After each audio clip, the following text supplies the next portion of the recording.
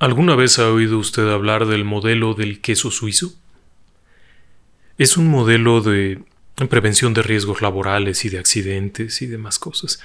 Lo que plantea esta forma de ver los accidentes o de prevenir los accidentes es que los accidentes ocurren en una secuencia de eventos que parece más bien una serie de rebanadas de queso suizo, es decir, que tienen agujeritos. Cada rebanada tiene diferentes agujeros y llega un momento en el que todas están alineadas, de tal forma que uno podría ver a través de un solo agujero hasta el final, y es cuando ocurre el accidente. El modelo del queso suizo, a diferencia del modelo de las fichas de dominó, que contempla que un evento desencadena toda una catástrofe, plantea que es una serie de eventos y decisiones que conducen al accidente y por lo tanto el establecimiento de ciertas barreras, ciertos filtros, ciertas protecciones evita que ocurra el accidente. Así, por ejemplo, una máquina muy peligrosa para ser encendida requiere que el operador esté en una cabina protegido, que tenga una llave y un botón. Con eso se evita que quede atrapado ahí. Y situaciones similares. ¿Por qué se lo platico? Porque quizá el más claro ejemplo de esto es el caso del que le voy a hablar hoy. ¿Por qué no me acompaña?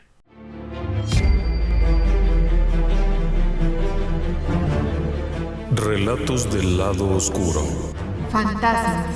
Seres extraños. Sucesos inexplicables. Perversidad humana. Historias que otras mentes prefieren ignorar.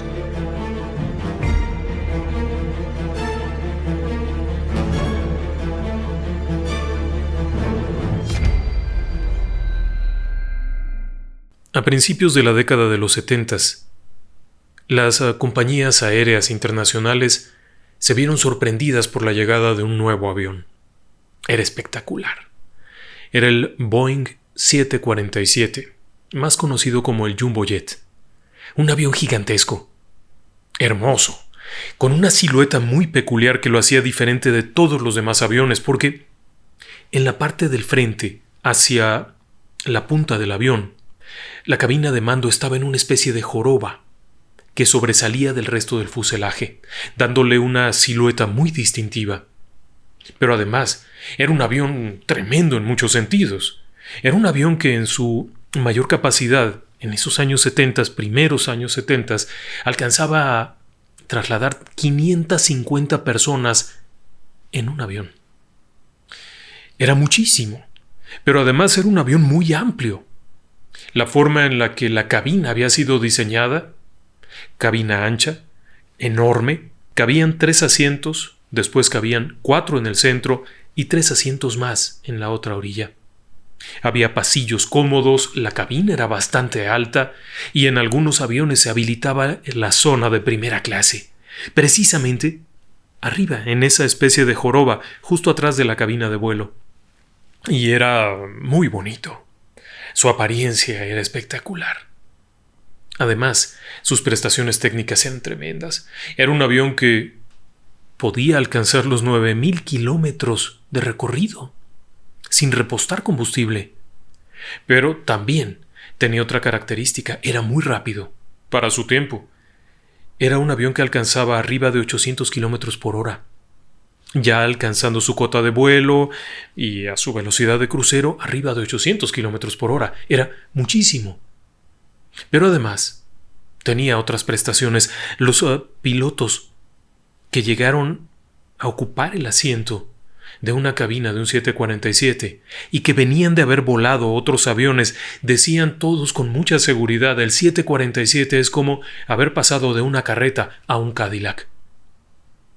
Muchos se sentían confiados. Por supuesto que tuvo problemas, por supuesto que hubo muchos errores de diseño y cosas que fueron corrigiéndose con el paso del tiempo, pero tan se fueron corrigiendo que el avión del presidente de los Estados Unidos, el Air Force One, era un 747.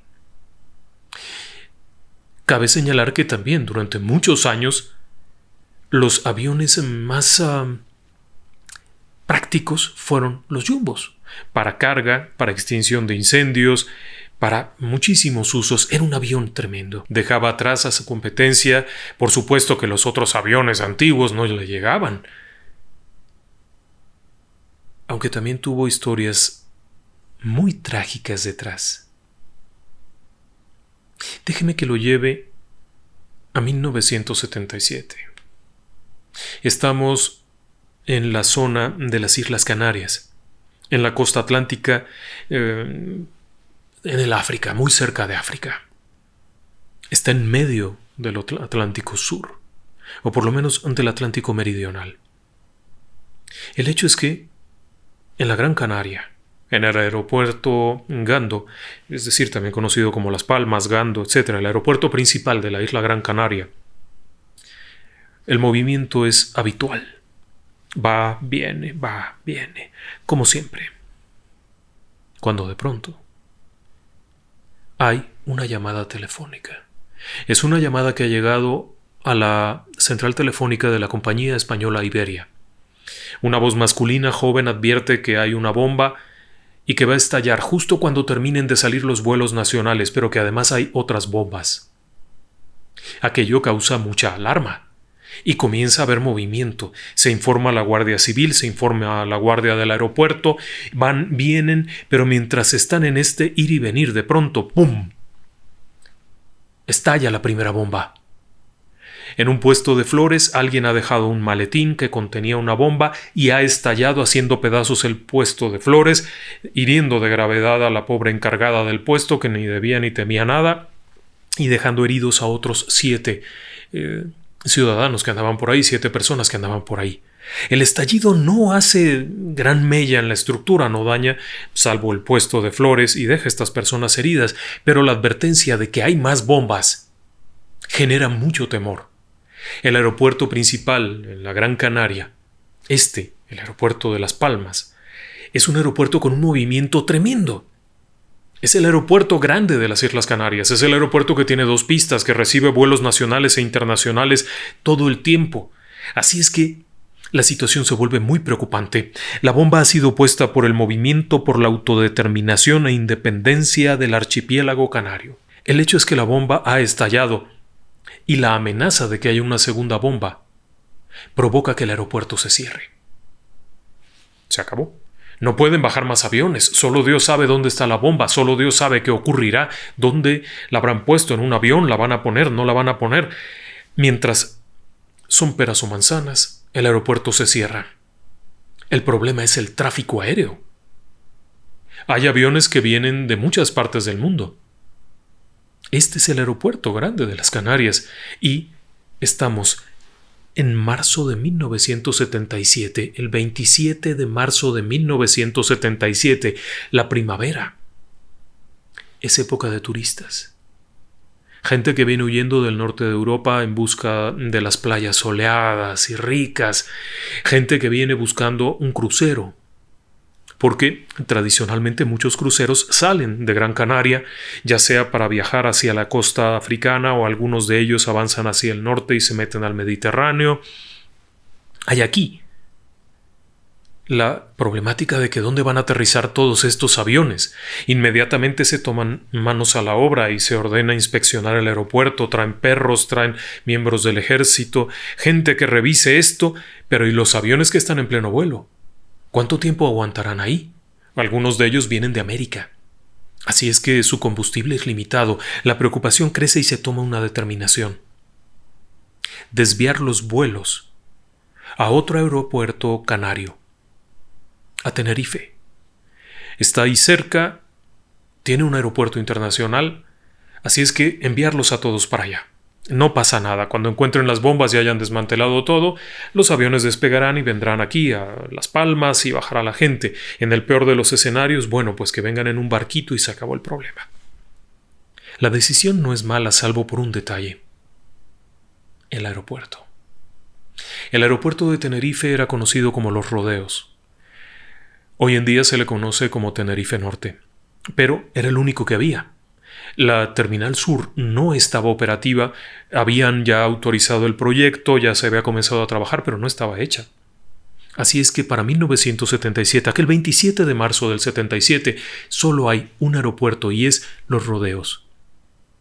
Es un aeropuerto que se construyó en los años 30. La primera vez que se hizo era una pista de tierra. Obviamente se ha ido mejorando y con el paso de los años tiene una pista suficientemente grande para recibir vuelos internacionales de gran talla.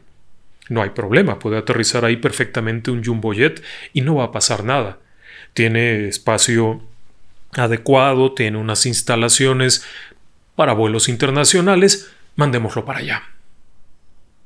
El problema es que en realidad el aeropuerto de Los Rodeos no era un aeropuerto que se usara mucho para grandes vuelos. La mayoría de los vuelos eran vuelos locales o vuelos entre las islas y eventualmente alguno que iría a España, pero no era tan socorrido como un aeropuerto internacional de gran tráfico y por lo tanto era un aeropuerto que cerraba en la noche. Sí, a diferencia de Las Palmas que tenía un horario de 24, el de Tenerife cerraba en la noche, a las 8 de la noche ya estaba cerrado. Así que tiene muchas limitantes, pero además de todo, es un aeropuerto que, al ser un aeropuerto de tráfico menor, por ejemplo, no tiene radar de tierra. Para dirigir los aviones que están en las pistas, la gente de torre de control utiliza unos prismáticos y se comunica por radio. Y por lo tanto, dependen de las comunicaciones que haya, dependen de la radio, de lo que se habla. Pero hay otro problema. El aeropuerto de Los Rodeos tiene una incómoda situación y una incómoda ubicación. Está en una especie de explanada, un escalón entre las montañas y el mar, pero está en altura. Está arriba de, no sé, unos 200 metros, 300 metros sobre el nivel del mar. Y con montañas a la espalda. Esto genera un fenómeno inquietante porque de pronto la humedad que viene del mar choca con las montañas, se eleva, genera bruma que desciende del otro lado y cubre por completo el aeropuerto. En cuestión de un momento. Es muy rápido cuando entra el banco de niebla, aquello se cubre por completo. Y, obviamente, no se puede ver gran cosa. Pero hay otro problema. Y es que aquel 27 de marzo de 1977 las luces de la pista no están funcionando. No hacen falta. Aquello opera de día, así es que nadie se ha tomado la molestia de repararlas. Tal como diría el operador de la torre de control, Azcúnaga, un ciudadano vasco que trabajaba en aquella torre de control con muchas limitaciones, aseguraba que a veces la radio ya no funcionaba. Y había que hacerlo prácticamente con un walkie-talkie, con una cosa menor. Pero además la propia cabina de la torre de control se le metía el ruido. Cuando llovía había goteras. No había forma de saber dónde estaban los aviones en la pista, salvo con los prismáticos y a veces preguntándoles ¿dónde estás? Pero para colmo de males, el aeropuerto había sufrido algunas modificaciones que nunca se registraron en las cartas. Así, por ejemplo, los aviones que llevan una carta de vuelo en donde vienen todos los aeropuertos, si veían su carta, pues no tenía nombres, no tenía detalles. Si bien aparecía el dibujito de la pista, la forma en la que se referían aquí y allá no se había actualizado porque no hacía falta. Se cuenta que cuando el aeropuerto de Los Rodeos en 1930 se ordenó que se construyera, enviaron a un grupo de ingenieros que muy voluntariosos recorrieron todo Tenerife con un plano en la mano, en donde iban viendo las ubicaciones, y de pronto vieron uno muy bonito y le pusieron una palomita, y de pronto vieron uno muy feo al que le pusieron una cruz, los predios que estaban viendo. Según cuenta aquella anécdota, estos hombres doblan el plano, el mapa de la isla, y se van. Cuando llegan los que van a construirlo, abren el plano y lo que ven es la X. Y dicen, pues ahí es, si pusieron una X, es la X del tesoro, ahí construyeron. Y los primeros lo que pensaron fue, aquí ni por error hagan un aeropuerto y por eso lo tacharon. Es una anécdota que se cuenta. Lo que es un hecho es que Los Rodeos ya había demostrado ser un aeropuerto por demás peligroso. A lo largo de su historia, desde 1930, había varios accidentes en su haber, algunos de ellos bastante trágicos. 5 años antes de esta fecha en la que estamos, había ocurrido un accidente tremendo. Un vuelo, el vuelo 275 de Spantax, se había estrellado apenas despegar. matando a sus 155 ocupantes entre pasajeros y tripulantes. El avión había tomado pista, había comenzado a carretear normalmente cuando un banco de niebla cubrió todo. El piloto no pudo discernir qué estaba ocurriendo, pierde el control y se hace pedazos al final de la pista. Ya había cobrado su cuota de sangre. Quizá por ello se había ordenado la construcción de la Terminal Sur, pero como fuera, el hecho es que aquel 27 de marzo de 1977 no hay otra opción. Hay que desviar los aviones que iban a Las Palmas para que vayan a Tenerife, al aeropuerto Los Rodeos. Pero esto representa un problema, que se hace evidente muy pronto, y es que el aeropuerto de Los Rodeos solo tiene una pista para despegues y aterrizajes, la misma pista, y una pista de carreteo para los aviones que se mueven, que han aterrizado o que están por despegar, para que se muevan fuera de la pista principal. El área de la terminal como tal, donde bajan los pasajeros, es bastante limitada. Así es que, apenas comenzar a llegar los primeros aviones, aquello se llena. Y la gente de torre de control decide comenzar a mandarlos a la pista de carreteo, es decir, a la pista auxiliar, desde donde no despega nadie. Y siguen llegando aviones. Esto significa que hay un tráfico enorme, hay una congestión de aviones en aquel lugar. Se da prioridad a los aviones más grandes para que ocupen los espacios más amplios. Los más pequeños son enviados para allá, hacia afuera, hacia las zonas limítrofes, hacia donde están los carriles de conexión, etcétera, que se salgan. Pero se hace evidente que hay un problema. Y el problema sigue creciendo, porque aproximadamente a eso de la 1:30, 1:40, el controlador de vuelo, el controlador de torre de control del aeropuerto recibe la comunicación de un KLM, un 747, que viene aproximándose al aeropuerto Los Rodeos. Es enorme. Y solicita pista. El controlador lo acepta, por supuesto, tiene instrucciones de que todos aterricen. Y aquel aparato enorme aterriza. El vuelo es el vuelo 4805 de KLM, un 747-200, cuyo nombre es el Rin, refiriéndose al río Rin. Es un avión precioso. Es azul con blanco, enorme. Tiene los escudos de KLM, su nombre escrito abajito de la cabina, y dividido por una franja delgada viene una parte blanca. Es un avión precioso. Trae arriba 234 personas, 234 pasajeros y 14 tripulantes. Es una tripulación además muy especial, ¿sabe? Este avión viene piloteado por Jacob Van Santen. Van Santen es el jefe de instructores de la KLM. Es la estrella más brillante en el firmamento de la línea aérea KLM. Además es el rostro de la promoción, de la propaganda. Es el capitán de vuelo, aquel guapetón que sentado en su cabina mira hacia la cámara y sonríe mientras dice que la puntualidad es obra de todos y cosas así. Es Van Santen. Lo han visto en la tele, lo han visto en periódicos, en revistas. La gente que viene con él viene contenta porque es Van Santen. Y es el capitán, pero además es un tipazo. Tiene 50 años, tiene más de 12.000 horas de vuelo. Es instructor de muchos pilotos, incluso el copiloto que viene con él y el ingeniero de vuelo le sienten verdadera devoción, porque además es un sujeto a la antigua, es un sujeto que seguía bajo el libro viejo, que era el capitán es el que manda y punto. Como era de esperarse, Van Santen aterriza sin ninguna novedad, toca pista, carretea en dirección a la terminal en donde detiene el hermoso avión de KLM. Y espera. Tiene una cierta preocupación, ¿sabe? El KLM viene del aeropuerto de Schiphol, en Ámsterdam, en Holanda, y tiene el objetivo de llegar a la isla Gran Canaria, Las Palmas, descender el pasaje y volver. Pero hay ciertas limitantes de tiempo. No puede ser así nada más. El avión tiene que despegar antes de las 18:30 de ese mismo día. De lo contrario, no tendrá permiso de despegar. La aerolínea tiene una serie de políticas muy estrictas y si no despega a las 18:30, se queda en tierra ese día y la aerolínea tiene que pagar el hospedaje de los pasajeros que no han podido viajar. Pero Van Santen tiene la obligación de conseguirles el alojamiento y de organizar todo para su estancia. Eso es un problema porque sabe por experiencia que en esa época no hay lugar en ningún hotel, no hay dónde dejar a la gente, es una situación terrible.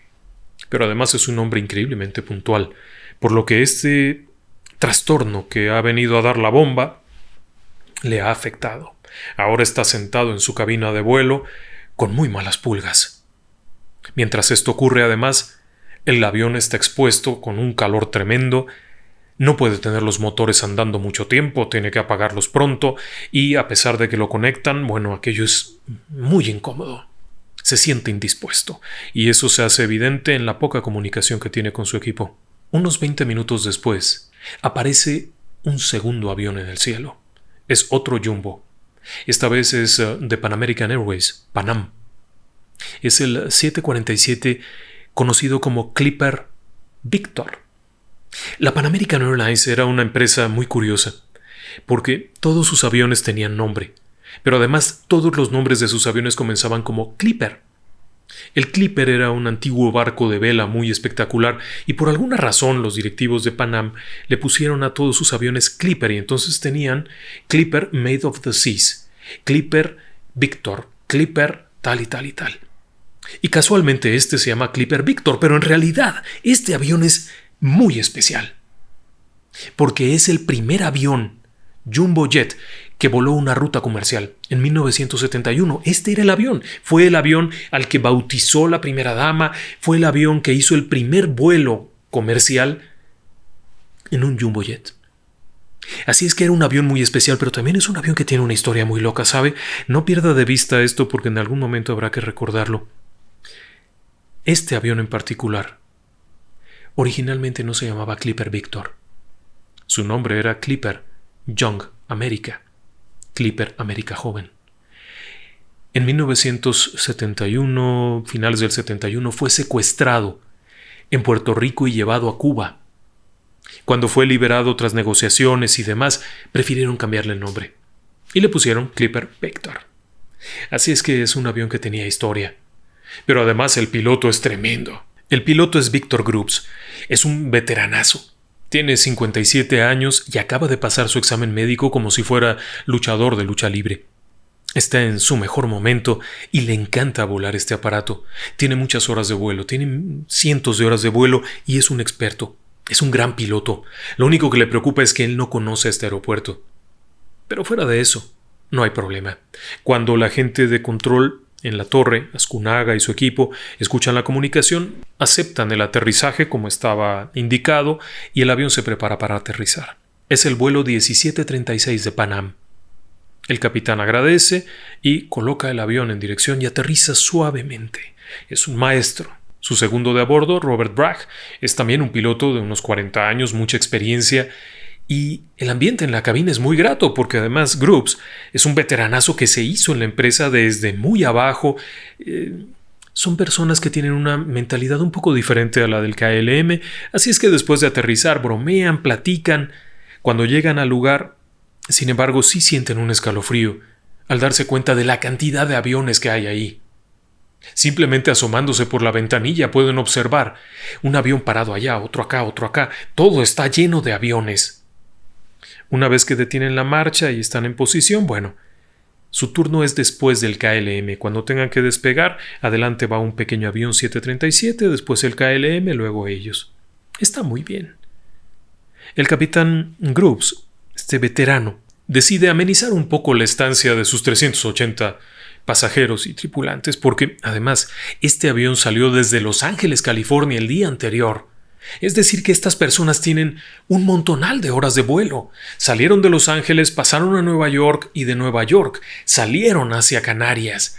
Es decir, que llevan mucho tiempo ahí. Así que Victor Grubbs organiza cosas como recorridos por la cabina de vuelo. Es su avión. Está orgulloso de este aparato precioso y en aquel entonces no había las limitantes terroristas ni nada de esto. Entonces los pasajeros, que son en su gran mayoría personas de la tercera edad, que van a un crucero, avanzan, observan aquello, los invitan, abren las puertas del avión, porque si no ahí se desmaya uno, para que vean hacia afuera y vean los aviones. Las encargadas de vuelo, las asistentes de vuelo van, les llevan una bebida, algo, platican. El ambiente es agradable. Mientras tanto, en el KLM observan los minutos pasar. A bordo del avión hay 40 y tantos niños. Entre otros, también hay 3 bebés. La condición de estos pequeños encerrados con el calor, y el tiempo está pasando. Y sigue adelante. No hay para cuándo. A eso de las 3 de la tarde, el capitán Van Santen está pensando una posible solución para arreglar esto. No pueden estar así nada más.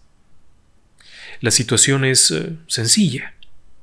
Tiene que salir de Las Palmas a las 6:30 de la tarde.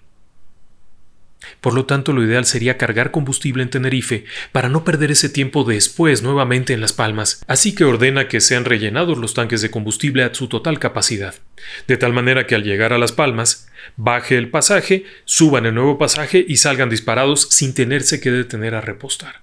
El único problema de esto es que para repostar combustible, el avión tiene que estar vacío. Pero esto funciona bien. En su análisis de la situación le parece que es una situación buena, favorable. ¿Por qué? Porque ayuda a que los pasajeros bajen, se distraigan, los niños no estén llorando, gritando y se alivie un poco la tensión. Así es que permite el descenso de los pasajeros. La gente baja porque aquello además es un infierno, no pueden encender el aire acondicionado o yo no sé qué, pero el reporte es que hacía mucho calor. Bajan y se dirigen a la terminal a ver si encuentran algo que comer, alguna cháchara, algo, por lo menos que les dé el aire. Mientras Van Santen rellena los tanques de combustible, pero esto no es una labor tan rápida, sobre todo partiendo del hecho de que el aeropuerto es un poco sencillo y no tiene modernos equipos de llenado, así es que en lo que ordena la carga, en lo que se autoriza la carga, son más de las 3 de la tarde. Por su parte, el vuelo de Pan Am no tiene problema. Una vez que llegue a Las Palmas, se esperará ahí, que lo reposten, que hagan todo esto y saldrá de regreso. Hay quienes dicen que después de dejar a los pasajeros en Las Palmas va a ir a Sudáfrica, pero la realidad es que probablemente salga en dirección hacia Londres y a partir de ahí continúe con su ruta regular. Así es que no le preocupa mucho. Siguen ahí viendo los aparatos, las personas mayores, aquellas que llegan, y de pronto se dan cuenta de que hay un pasajero especial. ¡Oh, sí! Se trata de Eve Meyer. Es una actriz. Está en el avión de Pan Am. No es cualquier actriz. Si usted se acuerda, Eve Meyer era una chica playboy, era un sex symbol de los años 60. Para 1977 tiene unos 48 años, tiene una personalidad impactante, así es que en medio de que si te veo en la cabina de vuelo, si hacemos el recorrido por todo el avión, si me asomo a la puerta, hay quienes van a pedir un autógrafo. Sí, y esta mujer está encantada, da autógrafos, platica. A bordo de este avión la situación es tranquila. Y el tiempo sigue pasando.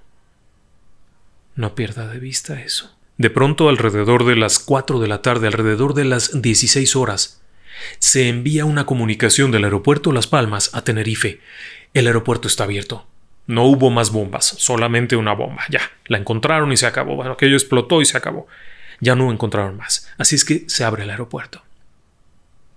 Comienzan los despegues. Inmediatamente los primeros aviones que han llegado, ¡vámonos! ¿Cómo van? En ese momento se informa al KLM y al Pan Am que el aeropuerto está abierto, así es que deben de prepararse para el vuelo. Pero hay un problema. Van Santen está llenando los tanques de combustible. Así es que tiene que esperar a que se llenen completamente. Observan cómo el 737 que estaba delante de Van Santen se mueve, toma pista y despega. Pan Am pregunta si puede adelantar al KLM en lo que termina de llenar su combustible y salir el primero. Se le dice que sí. El problema es que el KLM está atravesado en el paso. Hay un problema de tamaño cuando el capitán Grubbs observa, se da cuenta que le faltan unos 4 o 5 metros para que pueda pasar. Es decir, que el avión de Van Santen está estorbándole, no lo deja pasar. Así es que tiene que esperarse. No puede moverse, no hay por dónde salga.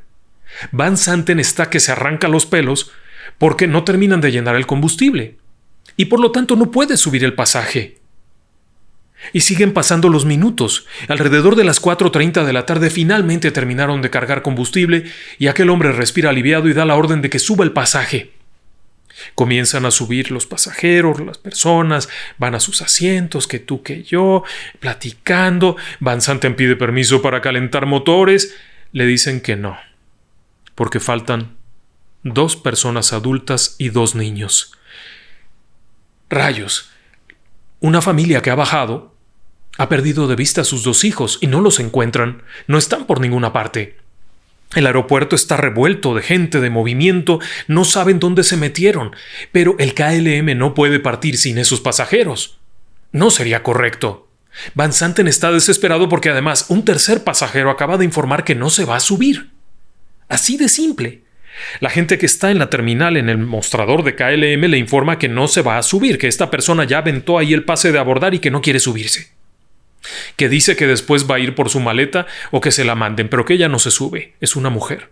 Mientras esto ocurre, los 2 pasajeros, los 2 adultos que perdieron a los niños, están desesperados. Y en el mostrador, el empleado de KLM les dice, bueno, pues con la pena, pero el avión tiene que partir. Así es que si no pueden abordarlo, pues no pudieron abordarlo y tendrán que trasladarse por sus propios medios a la Gran Canaria. Pero ahora mismo el KLM tiene que partir. Están en eso y bueno, estas 2 personas amablemente aceptan. Dicen, sí, fue nuestro error. Los niños no debieron haberse separado de nosotros. Está bien que parte el avión. Nosotros por nuestros medios iremos para allá. Están en eso, están ahí negociando la salida y demás cosas, cuando de pronto un guardia de seguridad ha encontrado a los niños y los ha llevado al avión. Están en la puerta del avión. Así es que aquellos padres que están en la terminal son informados que los niños ya están en el avión, que tienen que ir para allá. Apresurados, apenados, obviamente con el capitán Van Santen que es tan puntual, están terriblemente preocupados. Bueno, se suben al avión, cierra las puertas, arranca motores, son las 5 de la tarde. Y hay un pequeño problema más. El clima. A lo largo del día la visibilidad había sido tremenda. Toda la pista prácticamente. Pero para este momento, a las 5 de la tarde, ha comenzado a crecer la bruma y la visibilidad se ha reducido. Esto significa que muy pronto el aeropuerto de Los Rodeos va a cerrar. Sí, por falta de visibilidad. Van Santen sabe que esto está por ocurrir, así es que apresura. ¡Vámonos! Pide permiso de rodar por la pista. En torre de control le dicen, carretea hasta C1, de vuelta a la izquierda, y él dice, no, por favor, déjenme ir por la pista principal, llegar al fondo, hacer un back taxi y despegar. Finalmente la torre de control lo aprueba, pero han pasado minutos, en lo que sí o que no, y aquel hombre comienza a escuchar que la bruma se está aproximando, y una vez que lleguen a 300 metros de visibilidad, se acabó, ya no hay despegue. Y aparentemente están entre unos 600 y 800 metros, así es que trata de apresurar el paso. Le informan que detrás de él va el Pan Am, el otro 747, que ya está calentando motores. Así es que avanza el KLM por la pista principal, en dirección hacia el final, donde dará un giro de 180 grados y arrancará para despegar. El problema es que todas las salidas y la pista de carreteo está llena de aviones. Por lo tanto, el Pan Am va a tener que hacer exactamente la misma maniobra, irse por la pista principal y luego hacia el final salirse por una callejuela lateral, la tercera callejuela lateral, y por ahí evadir la salida del KLM. Todo está muy bien. El problema es que no queda muy claro para el Pan Am cuál es la salida, porque en su planito que tienen en cabina no se ve cuál es la salida que les están diciendo y hay un problema. Azcuna, el controlador que está en la torre, es vasco, así que el castellano no se le da igual de bien que a otros hispanoparlantes. Imagínese usted el inglés cómo se le da. El hecho es que en cabina del Pan Am constantemente repiten, perdone, ¿cuál salida? Aquí Pan Am, ¿cuál salida? Y aquel hombre les dice, la tercera. Y entonces el capitán Grubbs, que está ahí, le pregunta, ¿dijo la primera? No, creo que dijo la tercera. Y entonces el tipo de la torre de control les dice, 1, 2, 3. Pero ellos siguen sin entender si es la tercera y luego les dice que es a la izquierda, a 45 grados. Pero esto no queda claro. Mientras todo este discurso extraño ocurre, el KLM ya llegó al final de la pista, ya dio la vuelta y ya está listo para despegar. Y el capitán Van Santen está pidiendo permiso para despegar. Les informa que ya está ahí y que está pidiendo permiso para despegar. Y entonces son las 17:05. Han pasado unos pocos minutos desde que el KLM llegó a la pista y se fue hasta el final. Pero el Pan Am sigue dilucidando por dónde va. Está ahí y está preguntando, ¿es a la izquierda? ¿Dijo a la izquierda o a la derecha? No, es a la izquierda, sí, pero en esta no podemos dar vuelta. Resulta que la que les habían indicado no era apropiada para que un 747 diera la vuelta. Entonces siguen un poco adelante después de detenerse un poquito y mirar porque la bruma, la neblina, ya ha comenzado a ocupar la pista. Así es que ya no ven claro, y para colmo de males, las luces no funcionan, así es que no se ve nada.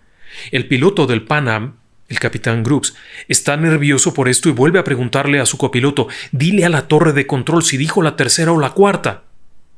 Pero ya no importa mucho, porque acaban de ver una salida que está bien para ellos, que queda bien y no hay nadie. Por fin, y en ese instante, 17:06 de la tarde del 27 de marzo de 1977, el vuelo del KLM, al mando del capitán Van Santen, informa que ya está en la pista. Torre de control le contesta dándole algunas directrices para el despegue, indicándole que debe de ir hacia tal vector, que debe de tomar hacia tal dirección, etcétera, etcétera. Las palabras más, palabras menos, pero el hecho es que le informa de esto. Desde cabina del KLM responden repitiendo la información y diciendo estamos en despegue. En torre de control escuchan aquello, pero aparentemente no les cae el 20 de que el KLM les está informando que está despegando, al mismo tiempo que el Pan Am acaba de descubrir que hay una salida y está avanzando para allá, pero sigue estando en la pista. 17:06. El capitán Van Santen indica a su tripulación, nos vamos. Y en ese instante torre de control responde, ok. El capitán Van Santen está claro, nos acaban de dar la autorización, el KLM sube potencia, el avión, aquel enorme, hermoso, azul con blanco, comienza a acelerar los grandes motores y comienza a avanzar. En ese punto, sin embargo, en el radio del KLM se escucha una interferencia fea, es una especie de pitido, un chillido, que dura unos 4 segundos. Está corriendo ya, está rodando el avión durante esos 4 segundos. No pasarían más que unos instantes más, cuando de pronto, torre de control pide al Pan Am que informe cuando haya salido de pista. El Pan Am responde, diciendo, informaré cuando haya salido de pista, a bordo del KLM. El copiloto le dice al capitán, el Pan Am está en la pista. El ingeniero de vuelo repite lo mismo, capitán, el Pan Am está en la pista. En ese momento Van Santen no reacciona. Son apenas unos segundos. Y no reacciona. No detiene la marcha, no baja las palancas, no hace nada. Es un instante en el que algo ocurre en su mente, que no reacciona, y de pronto se escucha en la grabación que posteriormente se recuperaría de las cajas negras. Lo veo. A bordo del Pan Am, el segundo, Robert Bragg, voltea y ve las luces del KLM que viene aproximándose y le dice a Grubbs, ¡Sal! ¡Ese desgraciado viene! ¡Ya despegó! El capitán acelera los motores en un esfuerzo por sacar su avión de la pista a todo lo que da, pero están muy cerca. Al darse cuenta de esto, Van Santen inmediatamente inicia la rotación del avión, es decir, intenta elevarlo. Pero la velocidad no es suficiente. Por una sencilla razón, viene con los tanques totalmente llenos de combustible. Así es que no hay suficiente trayecto para que despegue, comience a elevarse. Pero no alcanza a hacer lo suficiente. De pronto el tren de aterrizaje central del KLM choca contra la parte posterior del fuselaje del Pan Am. Inmediatamente rasga aquello, arrancando un gran pedazo y provocando un daño terrible en el Pan Am, para después, herido de muerte, con todos los sistemas hidráulicos destruidos, caer pesadamente al suelo, desintegrarse y arder como un enorme infierno. 5:06 de la tarde.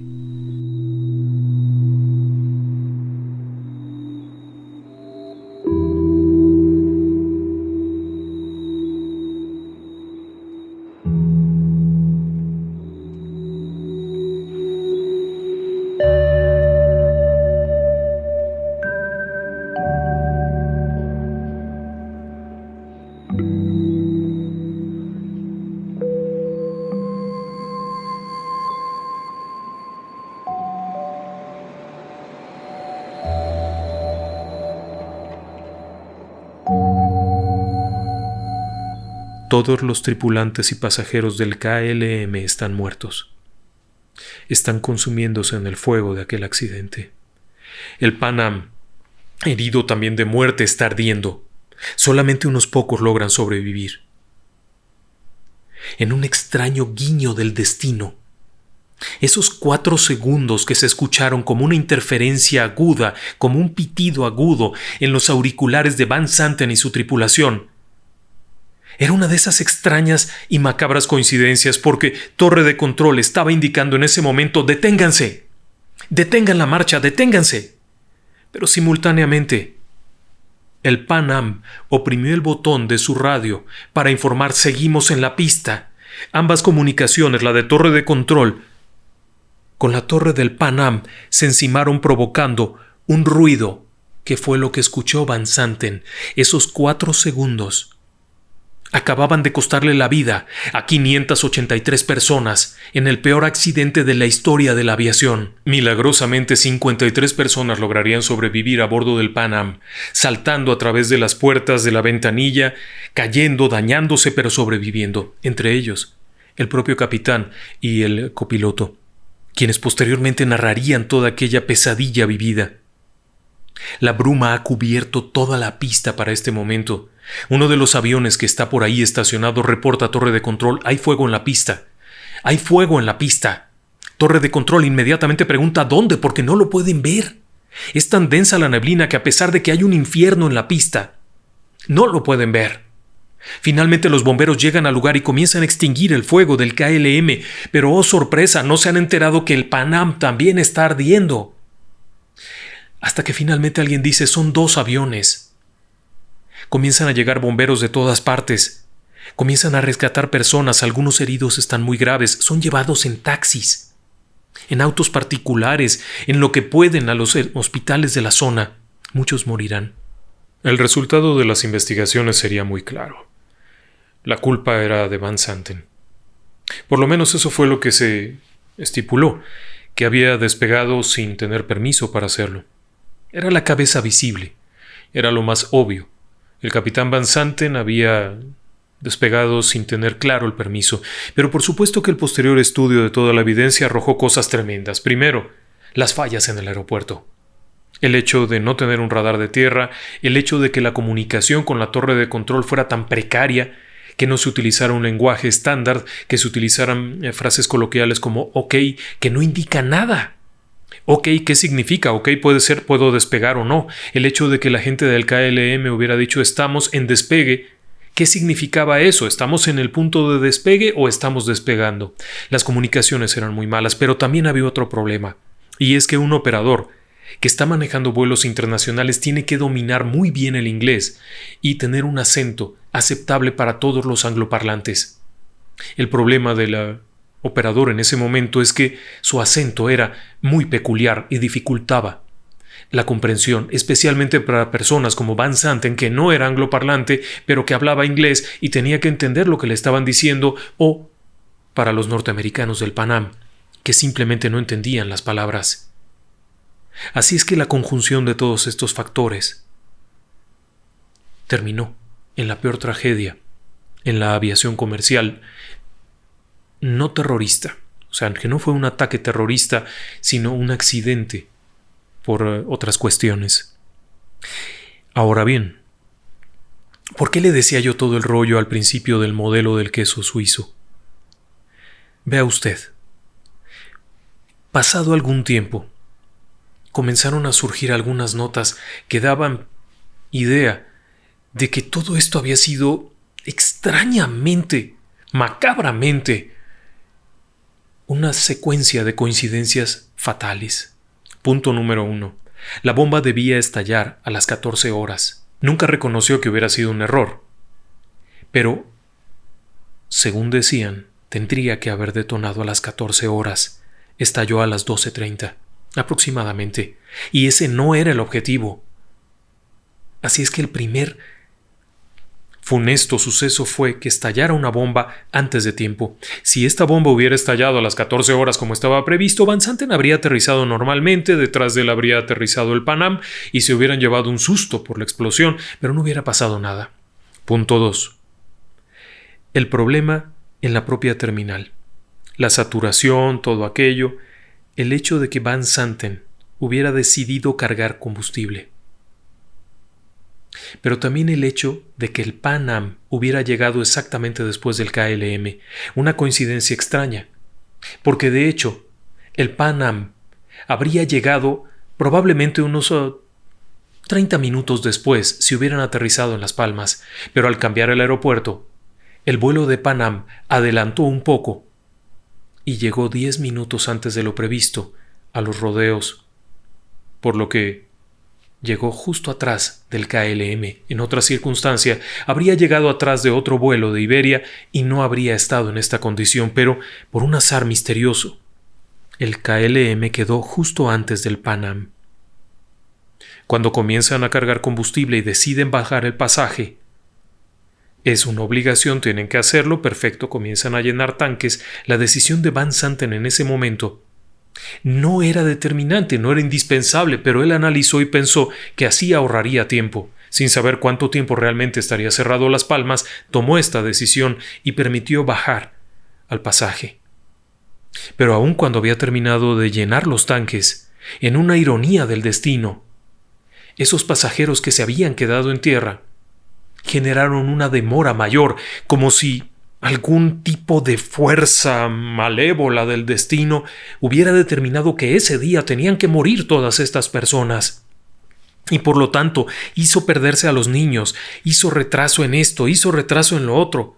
Finalmente, cuando ya están allá y están en sus posiciones, este extraño vuelco del destino hace que la comunicación de torre que va dirigida al KLM se vea interrumpida por la comunicación del Pan Am, que intenta informar que sigue en la pista. Ambas comunicaciones eran vitales. Si la comunicación de torre hubiera salido 5 segundos antes, Van Santen la habría escuchado.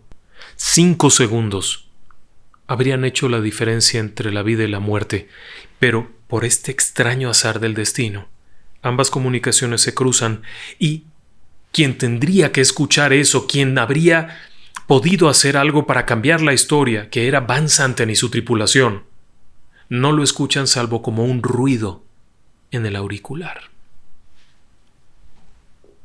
Es decir, todo se fue conjuntando, y el último factor, la niebla. Si la niebla no hubiese sido tan densa, el KLM habría observado a la distancia al Pan Am y no habría despegado. Por lo tanto, la suma de todos estos factores contribuyó a alinear las rebanadas de queso y que ocurriera el accidente. Aunque esa es la postura de un estudio de ingeniería industrial o de alguna cosa de esas, desde el punto de vista paranormal, se podría pensar, y solamente se podría, no estoy afirmando nada, en un extraño designio del destino.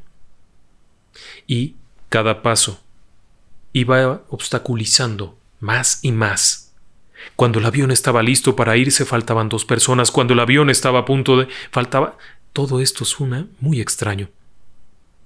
Pero quizá también extraño es el hecho de que haya habido una sobreviviente del KLM. ¿Sí? Solo que no estaba en el accidente. Robina Van Lanschot, al encontrarse en Tenerife, fue la persona que ya no quiso subir al avión. Y no fue por una corazonada ni nada psicodélico.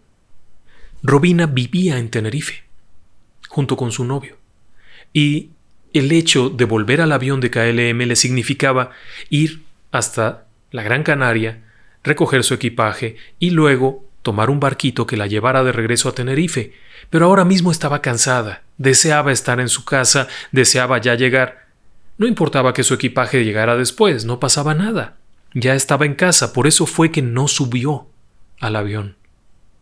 Había salvado su vida en uno de esos extrañísimos vuelcos del destino. Tristemente, Yves Meyer, junto con muchos otros tripulantes del Pan Am, morirían. KLM tendría que pagar muchas indemnizaciones. Al ser el culpable del accidente uno de sus aviones, tuvieron que pagar indemnizaciones, asumir costos, un montón de cosas. Pero la historia no termina ahí. De hecho, a partir del accidente de los rodeos y durante muchos años, ha habido una enorme cantidad de reportes de fenómenos paranormales.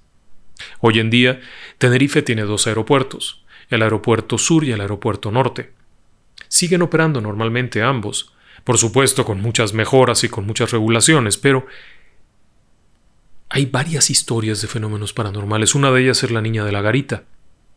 Varios miembros del equipo de vigilancia de los rodeos han reportado encontrarse con una niña de ojitos claros, cabello negro, 6 o 7 años, que se les acerca a la garita. Se conoce como la niña de la garita porque se acerca a la garita de vigilancia. Y oh sorpresa, cuando salen a preguntarle qué se le ofrece, qué hace ahí, de dónde viene, la niña desaparece. También hay un reporte de un niño que incluso se dice que aparece llevando un camioncito de juguete. Recuerde usted que en el Pan Am viajaban personas mayores, pero en el KLM había 43 niños. Además de esto, hay numerosas personas que han vivido en los alrededores que aseguran eventualmente ver personas caminando en la pista, cosa que no ocurre en realidad.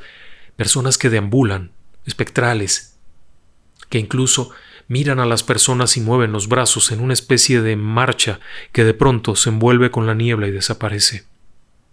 Esto se ha repetido durante más de 40 años. Ha habido todo tipo de testimonios, desde pilotos que repentinamente al momento de ir carreteando reportan gente en la pista. Pero ahí no hay nadie.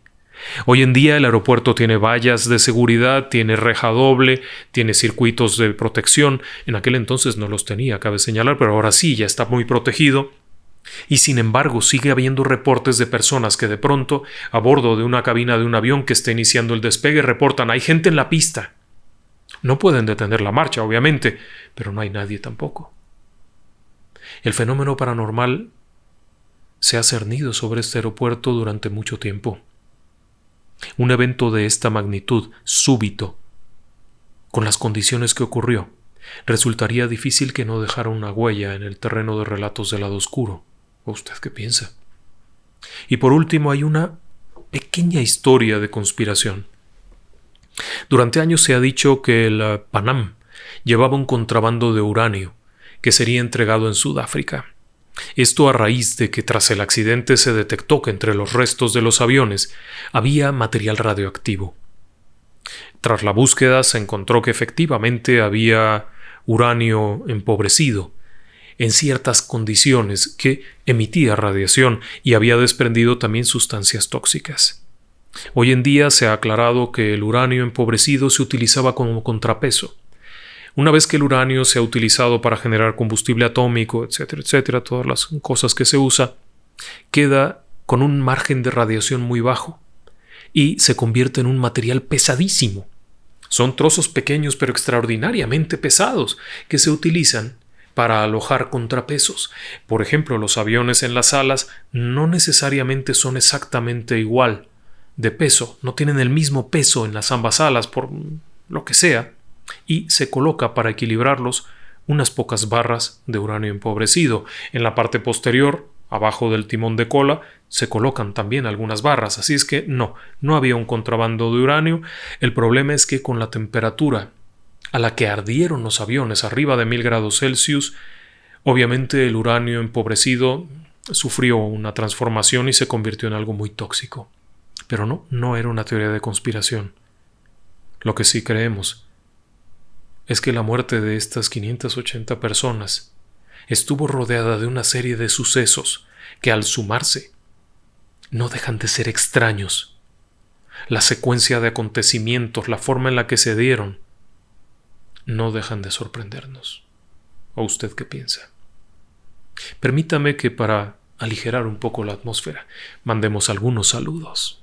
Muy bien, tenemos una felicitación. Tete manda muchos saludos para sus gemelos de 22 años, Andrés y Sebastián. Cumplen 22 años, así es que un abrazo para allá. Muchas gracias por ponerse en contacto con nosotros. Felicidades a Carlos Sánchez. Él cumplió el 7 de julio, pero bueno, no pudimos mandarle una felicitación, pero ahora sí se la mandamos de parte de su hermano. Jorge Cortés manda un fuerte abrazo a Natalí y Marián, que están en Santander, en España. Qué bien, nos da mucho gusto saberlo. Jonathan Solano cumplió años el 9 de julio y le mandamos un fuerte abrazo, al igual que Fernando Domínguez, que también cumplió el 9 de julio. Muchas gracias por acompañarnos. Lina Redfield. Ella manda un saludo muy cariñoso a Trent, que es su esposo, y nos escuchan juntos. Y eso también nos da un enorme gusto. Y bueno, también queremos mandar una felicitación para Lola Escudero. Ella cumplió el 8 de julio, está en Ciudad Real, en España. Le mandamos un abrazo. Esto finalmente tiene que ver con España, las Islas Canarias. María Alvarado felicita a su nieta Afra, que cumplió años el 10 de julio. Le mandamos un fuerte abrazo. Muchas gracias. Buenas noches. Y que descansen en paz.